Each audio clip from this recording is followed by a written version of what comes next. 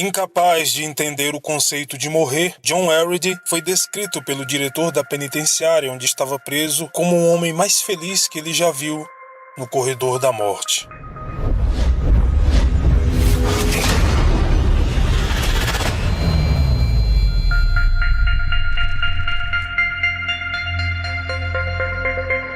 Joe Harrod sempre foi altamente influenciável desde muito novo. Sendo um jovem rapaz com deficiência mental e com um QI de 46, Harrod poderia ser forçado a dizer ou fazer quase qualquer coisa que o mandasse. E quando a polícia o coagiu a confessar um terrível assassinato que ele não cometeu, sua curta vida chegou ao fim. O homem mais feliz no corredor da morte.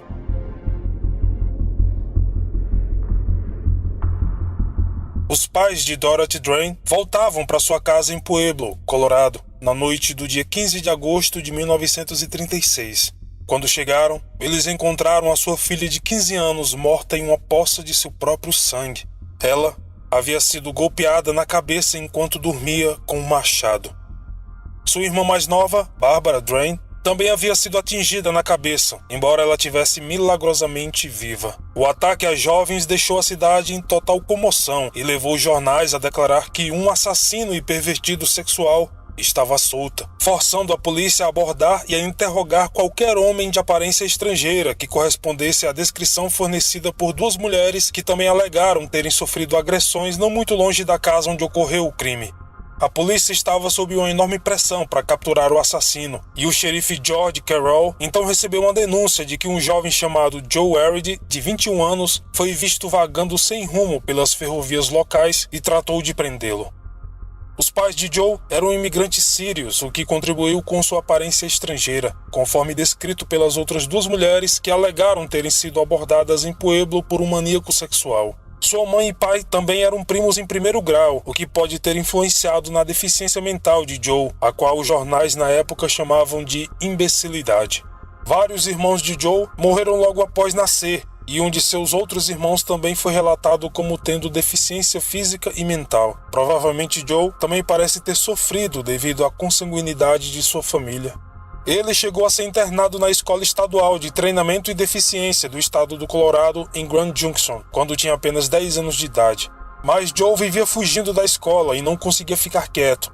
Os seus pais disseram que às vezes ele passava dias fora de casa, vagando pelas redondezas, até finalmente sair da cidade onde morava depois de completar 21 anos.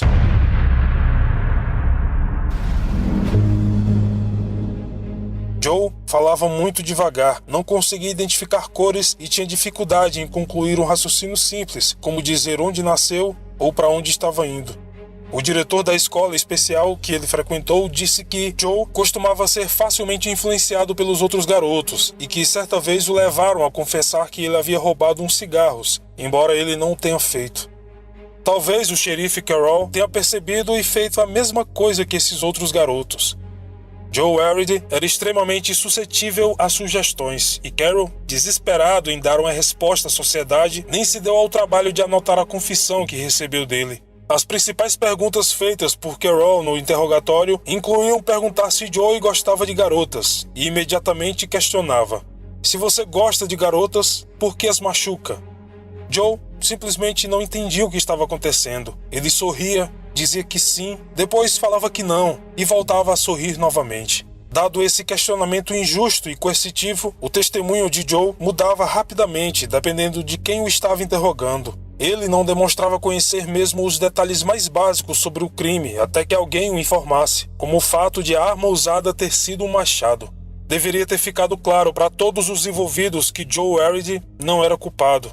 Mas, infelizmente, não foi isso que aconteceu.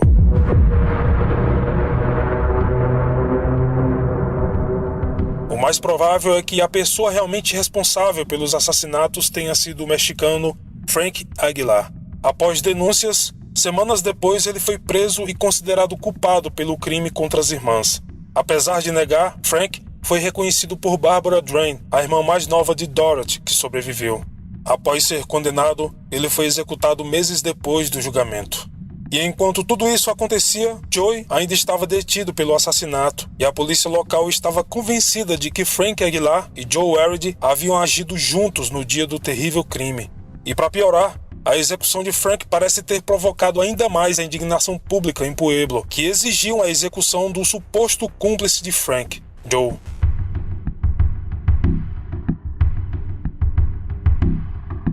Finalmente, apesar dos 3 psiquiatras testemunharem no julgamento e declararem a visível deficiência mental de Joe, ele também foi considerado culpado e sentenciado à morte. A base da defesa de Joe era que ele não era legalmente são e, portanto, incapaz de distinguir entre o certo e errado. E, portanto, ele seria incapaz de executar qualquer ação com intenção criminosa. Infelizmente, Joe não conseguia se defender. Ele tinha dificuldade para explicar coisas extremamente simples, como a diferença entre uma pedra e um ovo. E é compreensível pensar que ele realmente não saberia o que era certo ou errado. E isso, para muitos, era o que apontava para a suposta cumplicidade de Joe no crime.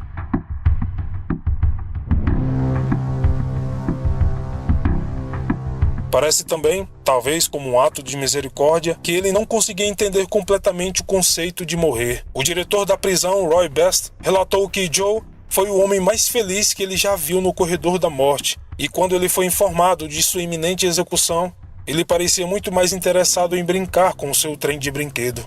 Quando perguntado o que ele queria para sua última refeição, Joe pediu sorvete de morango.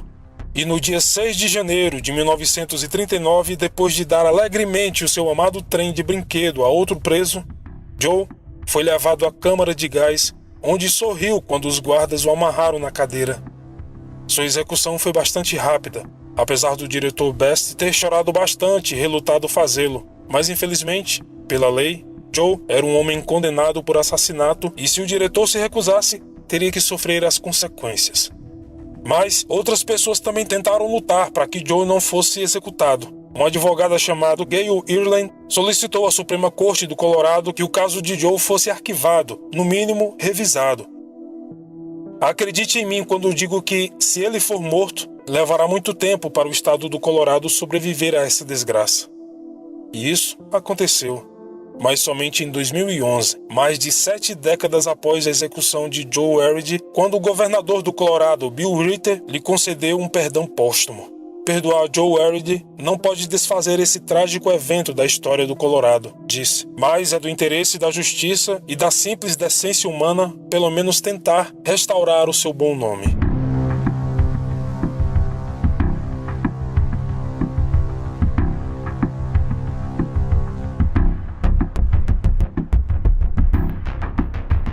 Este foi o vídeo de hoje, espero imensamente que tenham gostado e eu gostaria de agradecer aos nossos apoiadores da campanha do Apoia-se.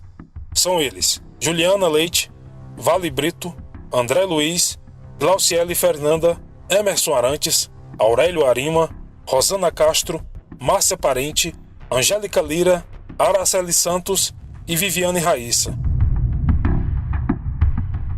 Se você não for inscrito no canal, por favor se inscreva. Segundo o próprio YouTube, mais de 70% das pessoas que assistem os vídeos do canal não são inscritos. E isso é um número muito grande por sinal. Então, não custa nada você se inscrever, deixar o seu like, ativar as notificações e deixar o seu comentário. Aqui na descrição do vídeo, você terá um link que levará para todas as redes sociais do canal. Muito obrigado pelo carinho e atenção de todos e, como sempre, nos vemos nos comentários. Até mais.